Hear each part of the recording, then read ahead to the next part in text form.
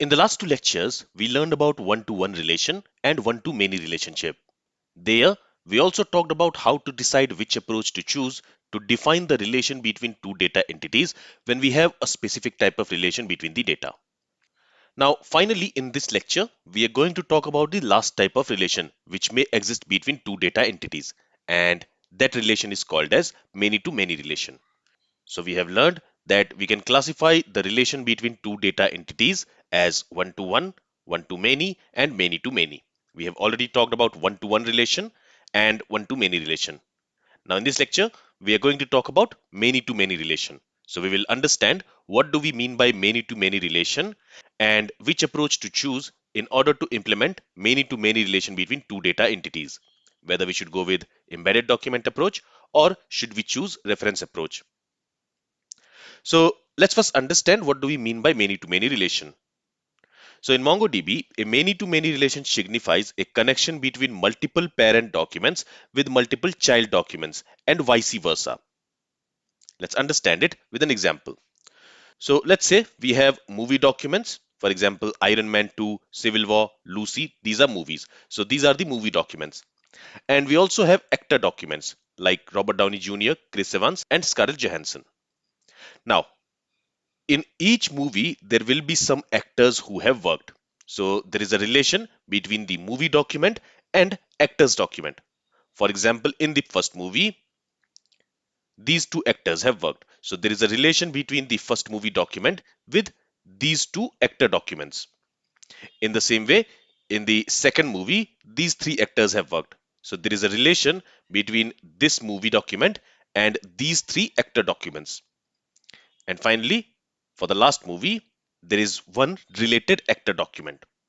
So here we have relation from movie to actors. And then we will also have relation from actor to movies. That means in many-to-many relationship, child documents also store a reference to its parent documents. For example, this actor, Robert Downey Jr., has worked in these two movies. So here we have a relation between this actor document with these two movie documents. In the same way, for the second actor also, we will have a related movie document. And for the third actor also, we will have some related movie documents. So here you see, we also have a relation from child to parent. So here we have a relation in both the directions, from parent to child and from child to parent. Parent document will have some related child documents, and in the same way, child documents will also have some related parent documents. So here the relation will look something like this. From the parent, we have related child documents, and from the child, we have related parent documents. Okay, so I hope now you understand what do we mean by many-to-many relationship. In a many-to-many relationship, one parent document will have multiple child documents, and one child document will have multiple parent documents. Now, one thing which you need to remember is that in many-to-many relationship, we should always choose reference approach for data relationship. We should never choose embedded document approach. And I'm going to show you reasons why we should not go with embedded document approach for many-to-many relationship. Let's understand it. So again, we are going to go with the same example of actor and movies. So here we have some movie documents. And here you can see for each movie, we are storing the movie name, the release year of that movie, and then we have this actors field which is storing an array. And that array contains the actor documents who has worked in that movie. Same is for the second movie also. There we have name, release year, and then we have actors array where we are storing the actors detail, the actor documents who has worked in that movie. And then we are also going to have actor documents. In the actor document, we are storing the name of the actor, the date of birth of the actor, and then the movies in which that actor has worked. So here you can see we have movies array which is storing the movie documents. Here we are only storing the name and release year of the document. Okay, so each actor document is also storing movie documents, and each movie document is also storing actor documents. Each movie document is storing the actor details who has worked in that movie, and each actor document is storing the movie details in which that particular actor has worked. Now, Here in this example, to implement this many-to-many relationship, we are using embedded document approach. So in both movies document as well as in the actors document, we are using embedded document approach. Now with this approach, in order to implement many-to-many relationship, we have a lot of problems. For example, the related data size in each of these documents can be large.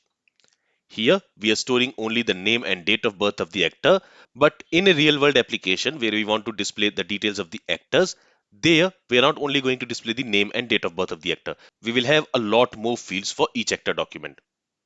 So, the size of each actor document can be a bit large.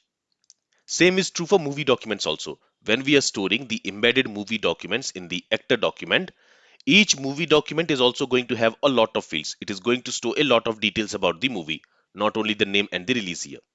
So each movie document is also going to be quite large in size. So because of that, we should not use embedded document approach when we are implementing many-to-many relationship. Then there will be data redundancy also. We will have a lot of duplicate records. First of all, if you see, we have duplicate records in each of the documents. In the movie document, we have duplicate records for actor documents, and in the actor document, we have duplicate record for movie documents. Right. So we will have a lot of data redundancy.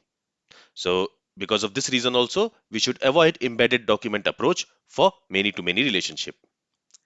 Then the data growth frequency, it is not going to be very high, but it is also not going to be very low. For example, in case of movie documents, once this actors array is assigned, once we have specified which actors has worked in that movie, this array is not going to change. Right, once the movie is released, after that, the actor is not going to change or added or removed from the movie. So the actor documents in this movie document is not going to change. But in case of actor documents, in the future, a particular actor might work in new movie. So at that time, this movie's array will change. Now, this array is not going to change indefinitely because one actor can maximum work in, let's say, 200 films or 300 films, but he's not going to work in thousands or 10,000s of films. So the data growth for this movies array will be there, but it will not be a lot. But still, the data growth frequency will be there. So that's why I'm also considering that. So in that regard also, embedded document approach is not suitable here. Then closeness of related data. Here, we might want to see the details of an actor independent of movie details. And we might also want to see the movie details independent of the actors who has worked in that. So for example, I might want to query only the movie document without worrying about the actor details who has worked in that movie. In the same way, I might also want to query only the actor documents. I want to get the details of the actors without worrying about in which movies that actor has worked. So we might want to independently query movie documents as well as actor documents. So the data closeness here is not too much. Here, it is not always required to fetch the related data when we are fetching either movie document or actor document. Okay, and the frequency of read is going to be high because we might want to fetch the movie details quite frequently, and in the same way we might also want to fetch the actor details quite frequently. So the read operation is going to be frequent, but for the write operation, once the movie document is created, once the movie is released, it might not be updated that frequently. But actor documents will be updated frequently when in the future the actor will work in a new movie. So at that time, we might want to update the movies field and add in which new movie that particular actor has worked in. And it is also possible that in the future, we might want to update the actor document. Maybe let's say currently the actor is single, but in the future he will get married. So we might want to add that detail also for the actor. And for that, we will have to update the actor document. So for the actor document, the read will be very frequent and the write operation might be less frequent, but it will be there. But for the movie documents, the read frequency will be very high, but the write frequency will not that high. Okay, so as you can see, when we use embedded document approach for many-to-many relationship, none of these criteria matches. So in all scenarios, going with embedded document approach for many-to-many relationship is not recommended. When we have many-to-many relationship, we should always choose reference approach. In the reference approach, what we will do is we will have different documents for movies and for actors.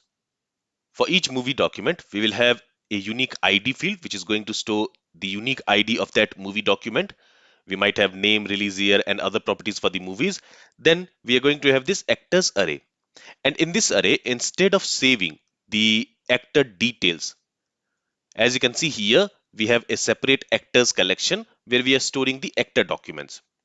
So in the movies document, we are storing a reference to those actor documents, as you can see. In the same way, in the actor documents, we are going to store a reference to which movies that particular actor has worked in. All right. So here, the parent document is storing a reference to all its child documents, and the child document is storing a reference to all its parent documents. And in this way, when we use a reference approach for many-to-many relationship, we are avoiding all the issues which we saw, which we might introduce when using embedded document approach.